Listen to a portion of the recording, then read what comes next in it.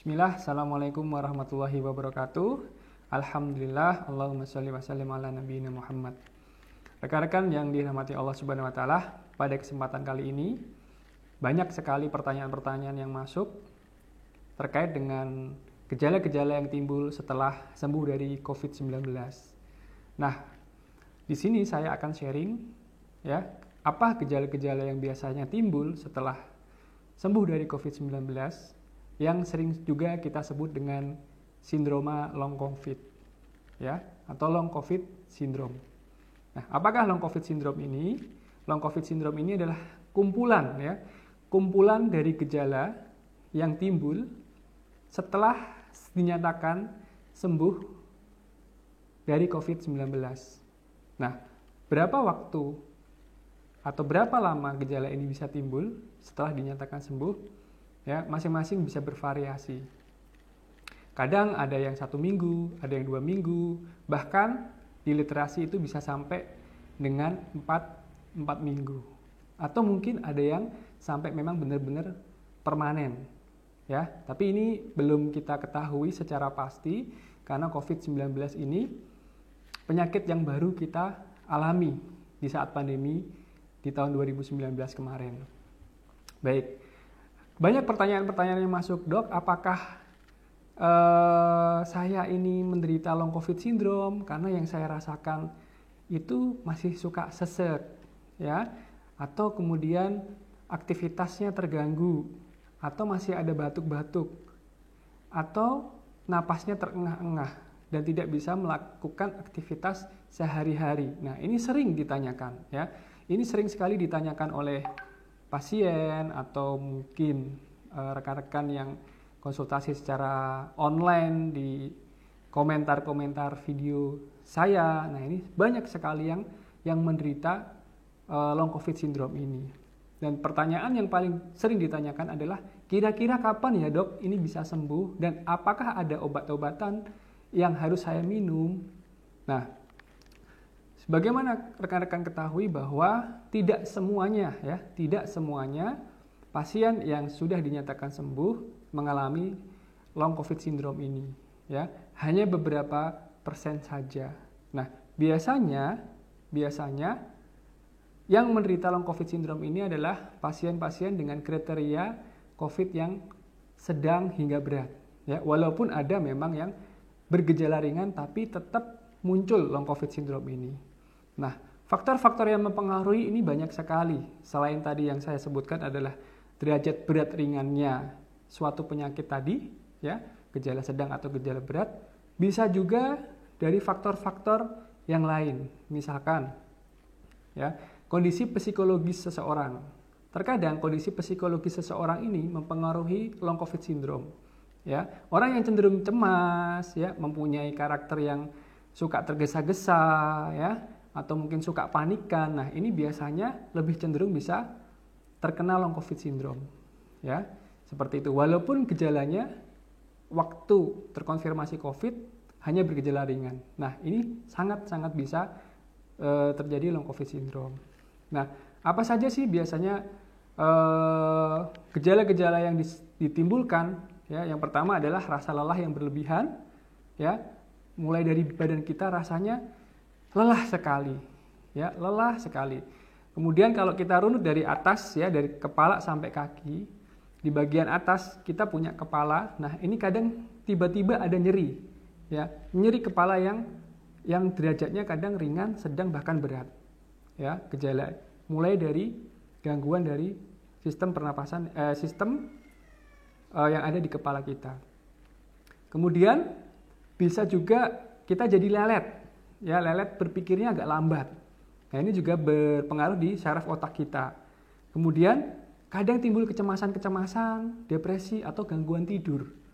Ya, kita tahu bahwa semua penyintas COVID mungkin merasakan bahwa ketika kita COVID itu susah tidur, ya, nggak bisa tidur. Kayaknya udah merem, udah lama kita memejamkan mata, tapi ternyata hanya baru beberapa menit.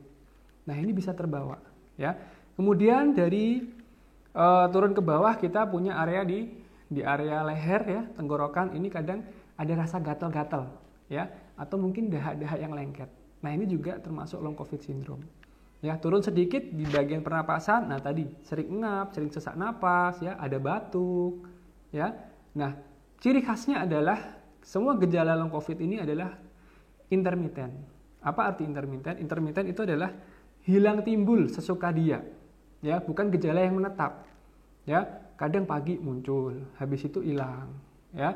Nanti ketemu lagi siang muncul lagi sesaknya tiba-tiba, ya. Kemudian nanti malamnya lagi ketemu lagi sesak. Jadi gejala yang tadi dirasakan yang saya sebutkan tadi itu tidak menetap. Nah, ciri-ciri dari gejala dari long COVID syndrome. Ya. Kemudian dari persendian. Sendi-sendi kita juga kadang merasa ngilu, ya. Ngilu, nyeri sendi, ya, atau mungkin kaku, ya. Susah dibuat gerak-gerakan yang lentur dan lain sebagainya. Nah, ini tadi gejala-gejala yang timbul akibat long COVID syndrome. Nah, rekan-rekan yang dirahmati Allah tidak perlu khawatir jika ada gejala-gejala ini, ya. Justru yang mengkhawatirkan adalah ketika kita semakin panik dan cemas. Ya, ketakutan yang sering ditimbulkan adalah selalu bertanya, apakah saya sudah sehat? Apakah saya masih bisa menular dengan batuk saya? Ya, insya Allah sudah tidak menular. Ya, itu hanya gejala sisa yang ditimbulkan tadi oleh proses peradangan yang ada di paru-paru akibat virus COVID. Kapan sembuhnya? Tidak bisa ditetapkan. Masing-masing orang punya kondisi berbeda-beda tergantung dari derajat kerusakan, ya, atau derajat peradangan, ya, yang ada di dalam rongga paru-paru kita. Nah, ini masih bisa berlanjut sampai 4 bulan. Seperti itu. Obat-obatan apa yang harus dikonsumsi? Nah, obat-obatan yang harus dikonsumsi tidak ada yang spesifik juga karena memang tidak dalam kondisi yang sakit. Ya, kecuali kita sakit COVID, nah itu ada obatnya. Tapi ini sudah dinyatakan sembuh, kemudian hanya ada gejala pasca terjadinya infeksi. Nah, ini wajar. Ya, jadi yang harus dilakukan adalah yang pertama, ya, menjaga pola hidup bersih dan sehat. Ya, kemudian yang kedua adalah makan makanan yang bergizi, vitamin, suplemen. Ya, ini penting sekali karena ya tubuh kita butuh bahan bakar untuk metabolisme dalam rangka tadi penyembuhan pasca infeksi. Apalagi yang sudah dirawat berminggu-minggu mungkin. Ya, ini butuh suplementasi, nutrisi, makanan yang sehat. Ya, kemudian yang ketiga adalah coba kita lakukan aktivitas perlahan, ya, atau olahraga. Tapi jangan dipaksakan, ya. Olahraga yang direkomendasikan oleh WHO ada 150 jam per minggu atau per pekan. Ya, dengan rata-rata mungkin kalau dibagi 5 adalah 30 menit. Cukup, ya. Kalau misalkan sebelumnya kita mempunyai aktivitas olahraga yang intens, durasinya panjang, nah jangan dipaksakan langsung olahraga.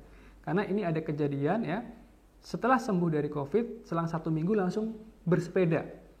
Ya qadarullah, mungkin memang Allah sudah mentakdirkan, akhirnya meninggal dengan serangan jantung, kondisi serangan jantung.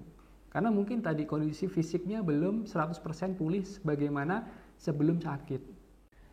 Baik, dan yang keempat, saran saya adalah hindari stres. Hindari literatur COVID yang membuat imunitas kita menurun, ya, menurunkan kualitas hidup kita. Jadi banyak sekali yang beredar tentang berita-berita tentang COVID yang mengerikan, yang membahayakan, yang menakutkan. Nah, ini hindari, ya. Kalau bisa benar-benar stop pemberitaan tentang COVID dan mulailah hidup dengan normal tanpa mengabaikan protokol kesehatan. Insya Allah kita akan segera terhindar dari pandemi ini. Baik, seperti itu ya rekan-rekan yang dirahmati Allah. Beberapa ulasan terkait dengan long COVID syndrome. Semoga rekan-rekan yang saat ini ya menderita long COVID syndrome bisa segera diberikan kesembuhan. Ya, memang tidak ada obat yang spesifik yang bisa menyembuhkan long COVID syndrome ini. Tetapi ya, semangat kita untuk bisa hidup lebih sehat itulah yang akan membuat kita segera selesai dari sindrom long COVID ini. Mungkin itu yang bisa saya paparkan. Kurang lebihnya saya mohon maaf. Mudah-mudahan bermanfaat. Bila mana memang ada komentar atau mungkin ada pertanyaan, silahkan bisa chat langsung di kolom komentar. Terima kasih. Saya akhiri. Wassalamualaikum warahmatullahi wabarakatuh.